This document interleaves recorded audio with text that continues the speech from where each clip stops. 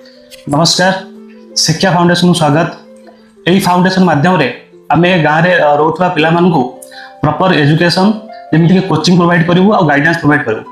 अनेक क्षेत्र देखा दिए जे गाँव रही पिला जो सरकारी स्कूल जो पढ़ुता से क्लास डेई गले से कौन करती ना भलसे पढ़ी लिखि पारती नहीं। तेणु यही अनुष्ठान माध्यम आम कौन करूँ प्रॉपर गाइडेंस प्रोवाइड करूँ ताकि ओवरऑल डेवलपमेंट हम आम सांगे आम अंचल शिक्षाविद मैंने अच्छा आसतु यही अनुष्ठान विषय किसी पचारि से मतामत ने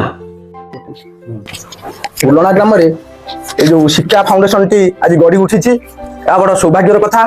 ये अनुष्ठान टी किमिति भलरे चलो छोट छोट पिला मानू नहीं ये अनुष्ठान केमी आगक जीव।